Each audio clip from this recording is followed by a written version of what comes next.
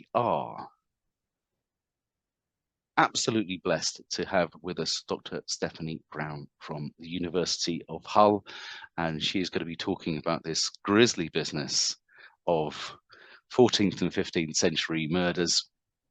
Steph is not only is she a lecturer at the University of Hull, she was the lead researcher on the York murder map.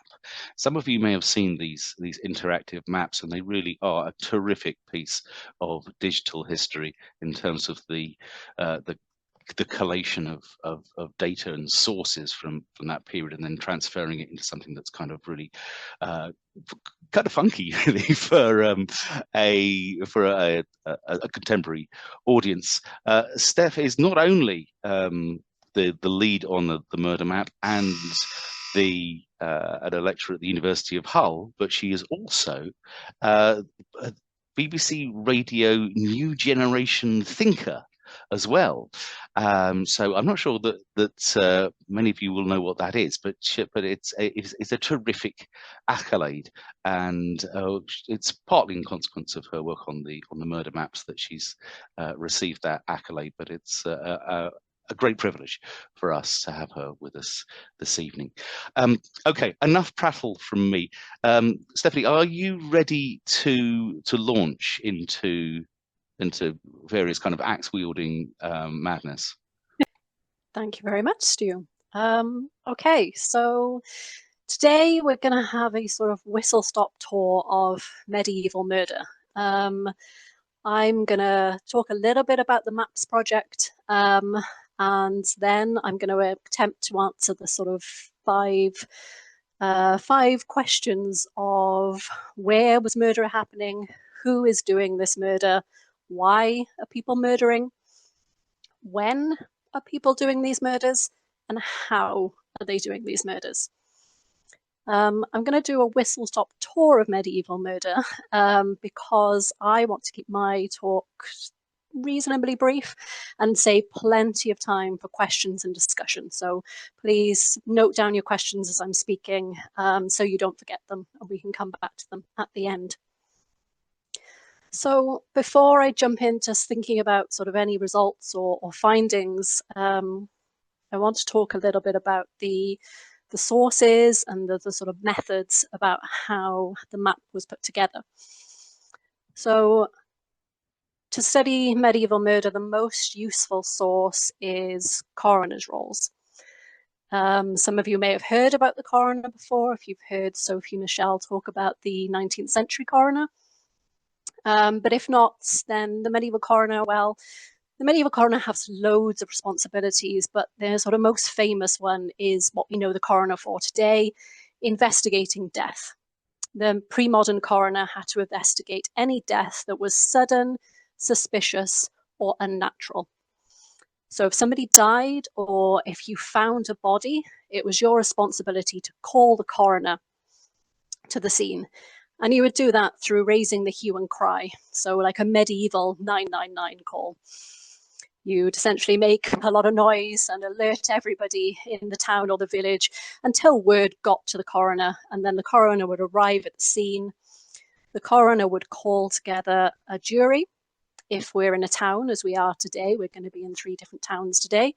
If you're in a town, the coroner will gather his jury from the parish where the body was found, and then the 3 neighbouring parishes. So 4 parishes in total would come together and provide men, and yes, always men, for the jury. They're a little bit flexible on numbers, roughly 12, but sometimes it can be up to 15. There doesn't seem to be any hard and fast rules about numbers, but we know they're coming from these 4 parishes. So they come to the site where the body was found, and we're told in the inquest that they hold the inquest over the body in the place that it was found. So these medieval ones are differing from later inquests where you may have heard that they were held in a pub or maybe in the guild hall or some sort of official building. When the jury hold their inquest, this is what we're left with. So what you can see on the screen is one coroner's inquest. And this is the only surviving trace that we have of this murder. I haven't been able to find it in any other document. this is it. These couple of lines, this short paragraph, is the only thing we know about this murder. So this record tells us that there was an inquest held in York before the coroner of York. It gives us the date. It was on Saturday before the feast of Saint Michael the Archangel. And it tells us in the second line that it's concerning the death of somebody called Walter de Weerthop, who is listed as a chaplain. It then goes on to say, straight after, that the jury have reached the conclusion that this was a felonious killing. So we're dealing with a murder case. So we need suspects. They haven't said that it was an accident. They haven't come to the conclusion that it was a natural death. They haven't even come to the conclusion that it was suicide. They have said that this is a murder case. So in murder cases, the juries will pretty much all of the time then name the suspects, name the people that they think committed the murder. In this case, we're told that Isabella, the wife of Nicholas Delwork of York, and her sister Alice, and another random guy called John de Otley. We're told that John de Otley is a bottler, so somebody who makes leather bottles. And his shop is in Blake Street, which is in York. It's quite near York Minster, the cathedral. So these three people have been named as suspects. It tells us that the murder happened at night, and it tells us that it happened in Isabella's husband's house, so in Nicholas's house. Nicholas is mentioned as owning the house and being married to one of the suspects, but he's not listed as a suspect. We don't know why. It then goes on to say that another woman called Emma de Bridsdale is listed as aiding and abetting this murder. So her involvement's not serious enough to be listed as a suspect. She's not going to be charged with the murder. She's going to be charged as being an accomplice to murder. Right at the end of the inquest, we hear that all of these people, the three suspects and Emma, the accomplice, have all fled. So they've all gone away. The jurors don't know where they are. And we're told finally that the coroner buries the body. So you're probably thinking what I thought when I first saw this case. What on earth is going on here? I've got far more questions than answers. I've got loads of questions about this case. It hasn't resolved a huge amount for me. But just keep this case in mind as I go through some of the results. So as a sense of what these documents look like and what we can glean from them. And I'll go on to sort of show you how we can use them if we can't use one case in isolation, how we can start to build up a picture sort of quantitatively by using sort of hundreds or thousands of cases to build a picture of medieval murder. So the Medieval Murder Maps project maps homicides in 3 medieval towns: London, York, and Oxford.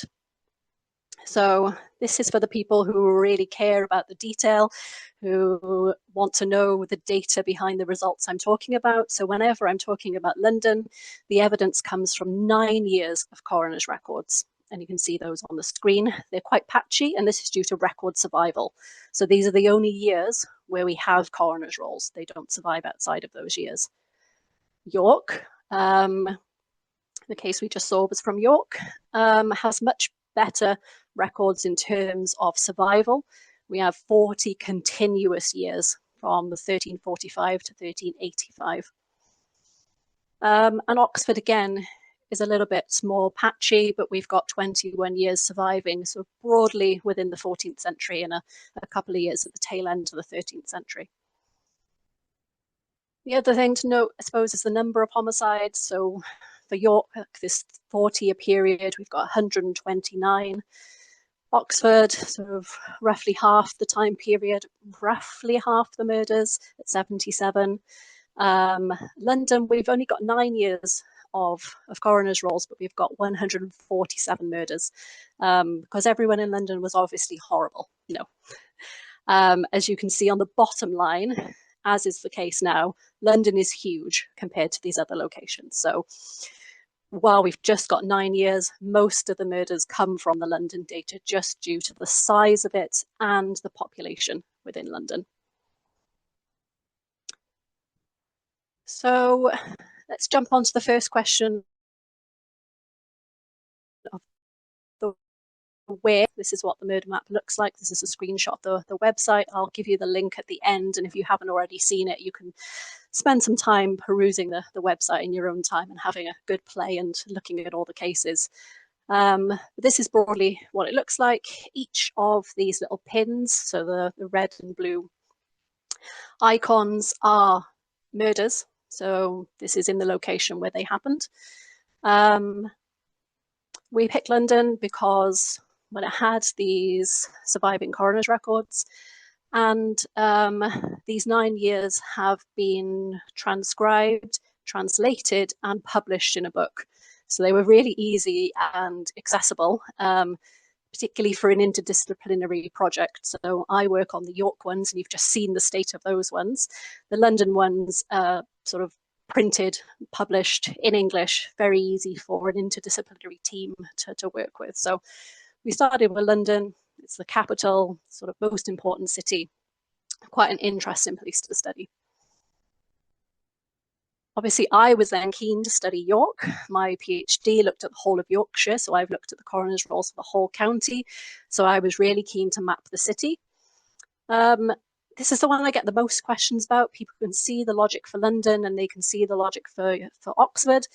People don't necessarily see why we picked York. Well, in the 14th century, York was the second largest city in England after London. So it's the second most populated centre.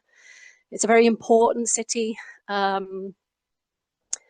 It's sort of at its height in this period, in the mid to late 14th century, and then we'll go on a period of decline, and it'll be overtaken by places like Norwich and Bristol as we get through into the 15th century.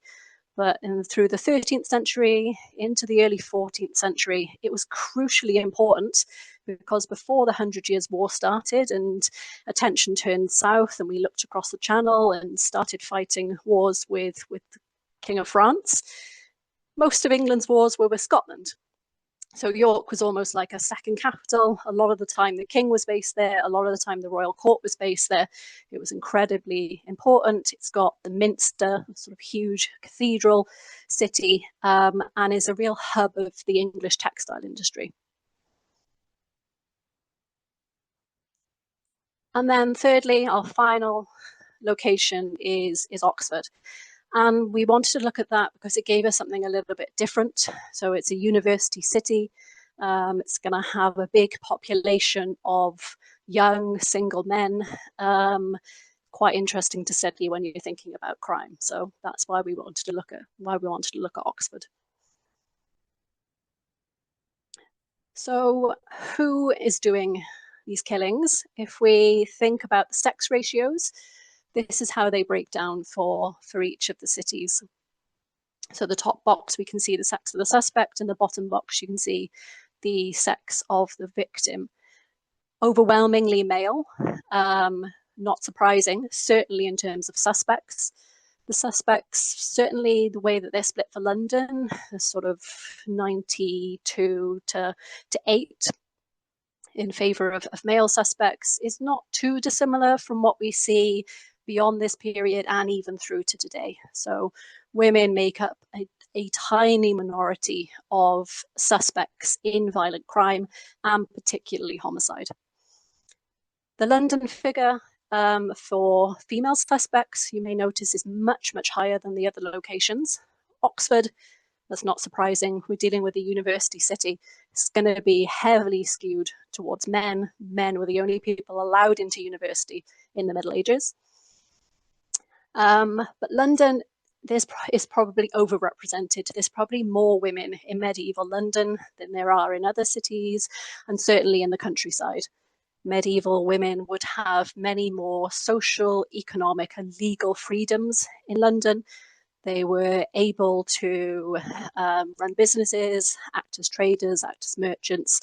some of the sort of restrictions on what women can and can't do within the law and the economy were waived in London for the necessity of keeping the sort of the economic centre going. Female victims, again, very, very low, and that is a contrast to today. Today we would see a much higher rate of female victims, but there's sort of a complicated reason to explain that. It's because the male figure is so high. There's lots of male violence in the Middle Ages, and what we're seeing is that male violence decreases over the centuries, and female victims roughly stay about the same. But because there's less men, it looks like there's more women. If that makes sense. If it doesn't, I can explain that further in questions.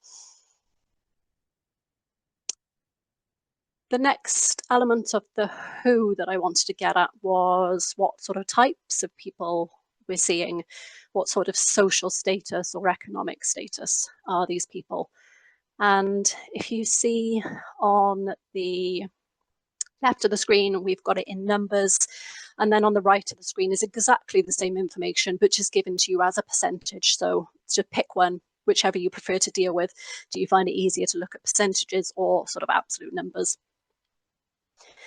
And as you'll see, if you look at the line above the total, most of the time, certainly for London and York, most of the time we don't have any information at all on somebody's status. So if we think back to the coroner's roll that we saw earlier, we saw Isabella, we saw her sister Alice, we saw the husband, Nicholas. There was no information about their status, what their job was, no information given to us. And the vast majority of cases, the coroner just doesn't record it. It will become law in the 15th century to record somebody's status. And by that, they mean for men, it is your occupational status. And for women, status means your marital status. But unfortunately, in the 14th century, there's no legal requirement to record status. So when they do it, it's sort of giving you extra information to identify that person. Perhaps their name wasn't enough, so they're giving you a bit more detail. So for the cases where we can tell something about status, I think the patterns are quite interesting. So if we look at London, firstly, it's sort of all over the shop. There's not really a strong pull in any area. And this is not really surprising. London is economically diverse, even in the 14th century. It has a hugely complex occupational structure. There's tons of different trades, crafts, people of all classes mixing together. So the fact that we haven't got a sort of strong pull one way or the other just reflects what's happening in the city. With Oxford, we can see that 55% of the suspects are listed as either being members of the church, having a religious role, such as a chaplain or a cleric, as we've already seen, or simply just having this word clericus, which we would translate to cleric, listed next to them. So that could be anyone who's taken minor holy orders, and would also cover every single person in the university. So all members of Oxford University at this time would be in minor orders and would be termed as clerics. So that explains the sort of majority of religious or clerics in Oxford. And then in York, again, it looks quite split, but we do have 25% people working in the textile industry or working with leather. So we saw John de Otley earlier, who was a bottler. He made bottles of leather, so we would class him as a leather worker. His trade was working with leather. And 25%, so a quarter of the suspects are working with textiles or leather. So this is quite a sizable proportion, and is really reflecting York's role as a hub for textiles. The location of where it is on the east of England meant that it could trade easily with the massive textile hub in Europe, the Low Countries. And trade could go back and forth between York, the Low Countries, and then into Europe, as well as being a major hub for the rest, serving the rest of England. So let's come to the next question of why people are murdering. This one's the hardest to answer. Essentially, as we saw in the coroner's record that I showed you with the death of the chaplain in Nicholas's house, the coroner does not care why the murder happened. It's what we are most interested in. It's what historians want to find out. We want the juicy stories. We want the gossip. We want to know why this conflict happened. The coroner's job was to work out how somebody died and then what action needed to be taken. So if it was a murder, if it was a felonious killing, then they need to name the suspects, and they need to work out who's going to be arrested. They name the weapon, and they will then be interested in the chattels that those suspects have got, if that information is available. They're not interested in why the murder happened. They're absolutely not. So it's really difficult to see. We can get glimpses of this. So we can definitely see cases of self-defense. We can definitely see arguments, sort of conflicts that break out, sort of hot-blooded killings, we may say. And we can see maybe sort of more sort of longer brewing, feuding arguments. Sometimes, especially in the London rolls, they'll refer to old quarrels between the suspect and the victim. So we can get little glimpses about why.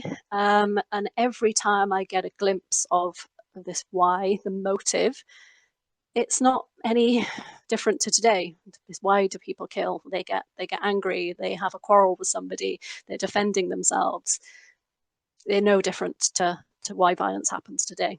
It's one of the sort of big continuities throughout time, that why people murder doesn't really change. So let's think about when these killings took place. And if graphs aren't your thing, don't panic. All you need to work out is that the blue line goes up really, really high on the far right-hand side. So you should be able to see the days of the week at the bottom. So you can see on Sunday, it goes up really, really high, and it starts spiking sort of in the afternoon. The biggest spike is in the evening, early evening, late evening, and then it starts to come down again Sunday night. So Sunday is the day for murder in medieval England. And if we sort of think about modern patterns, this doesn't come as a surprise at all. So today, homicide tends to spike Friday night, Saturday night. It's when people are socializing, when they have leisure time, when their time is very unstructured. So they're not sort of in a workplace or in a place of education. They're sort of just freely milling about doing what they want to do. It's times where people have access to, or are more likely to be involved in alcohol or other substances. When everyone's out and having a good time, when people are maybe in more crowded places than they used to be. So we can see that in the Middle Ages as well. So Sunday was the day of rest. Nobody's working on a Sunday. Technically, you're supposed to be going to church in the morning, but then the rest of the day, well, you're free to go to the tavern or to go and see your friends or go and chase up somebody who owes you some money or go and sort out some family quarrel. People are unstructured and free, and this is when conflict happens, and then this tips over into homicide. You may be able to see the second sort of highest point is on the Monday. And this speaks to what E.P. Thompson has called like lazy Mondays where there was like a holiday feel on a Monday. Monday was a very slow day. You are in work, but you're just sort of getting back. It's a bit lethargic, a little bit like our Fridays now. If there's going to be a day where sort of people are slacking off in the modern age, it's probably a Friday. They're technically at work, but they're taking things a bit easier. Maybe they finish a bit earlier. And it could also reflect some of those Sunday conflicts and just spilling over into Monday as well.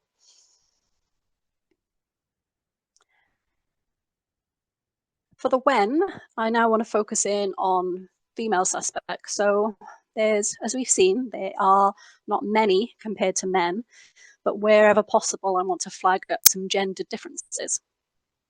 So this chart shows you how many people were murdered by women on all of the days of the week. And first off, we're not seeing a huge spike on a Sunday.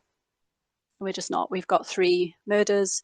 We've got 4 on a Saturday, 4 on a Thursday, 5 on a Friday. There's no big Sunday spike. The murders are more evenly distributed across the week. Now, we are dealing with very small numbers, but I've ran this with the clergy as well. There are very small numbers of clergy in the whole sample. Obviously, there's loads of them in Oxford. But in the whole sample, there are smaller numbers, and it's throwing up the same pattern as the men. So the clergy, their homicide, they are more likely to perpetrate homicide on a Sunday, but this pattern doesn't exist for women.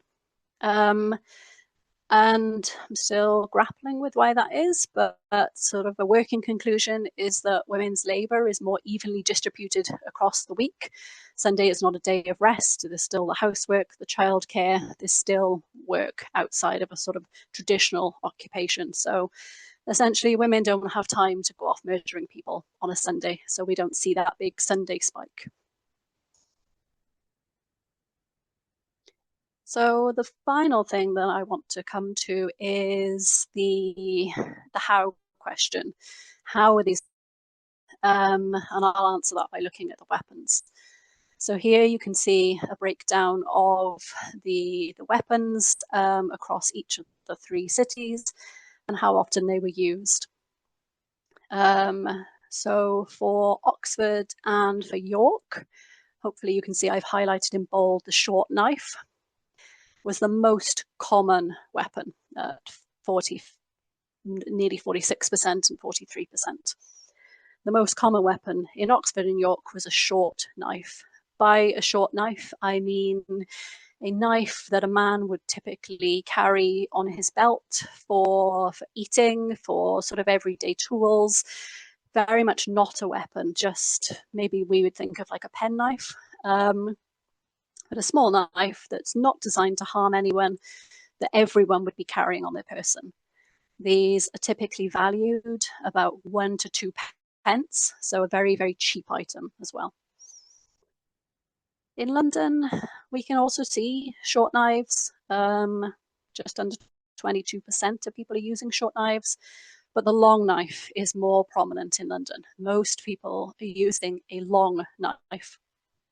And we've classed long knives as things like daggers, and there's all sorts of other names for them, Anne Lasses, Irish knives, but bigger knives that are not tools, not something that you're going to be cutting up an apple with, something that is a weapon, something that is designed, its sole purpose is to cause harm. And I think that's probably says something about the social status of people in London. These knives are typically valued between 6 to 12, sometimes up to 15 pence.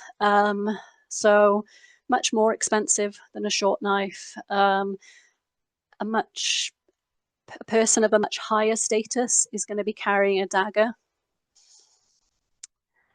So I think that just speaks to the different types of people that we're seeing in London, or the sort of overrepresentation of the higher social elites that would be in London compared to the other 2 locations. Thinking about gender and weapons, the patterns don't change drastically. We do see women using short knives. which is perhaps surprising because it's typically something that a man would wear on their belt. But I suppose there's many reasons why a woman would also need to use a knife for eating, for chores around the house, or any other things that she may need to cut. So yeah, women would have access to these short knives as well. The main gender difference is that the ones that are more sort of weapons rather than tools, so things like daggers, swords, bows, sort of pole axes, or I suppose more battle axes, anything that is definitely a weapon, its purpose is to kill or to harm, women would not be seen using these objects. They would more likely to be using the short knife, staffs, maybe sort of farming instruments, pikes. They would be using axes, but not battle axes, axes that were used for chopping up wood. So axes that would be around the home. So that's the sort of the main gender difference. So that brings me to the end of the 5 questions that I wanted to answer.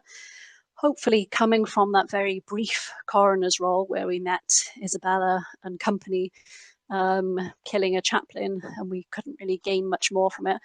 Hopefully you can see the types of things that are possible to do with these sources once we start to look at them quantitatively, and start to sort of build up bigger pictures. Hopefully you can get a flavour of what types of things that we can learn, either about violence or about justice or even about medieval life.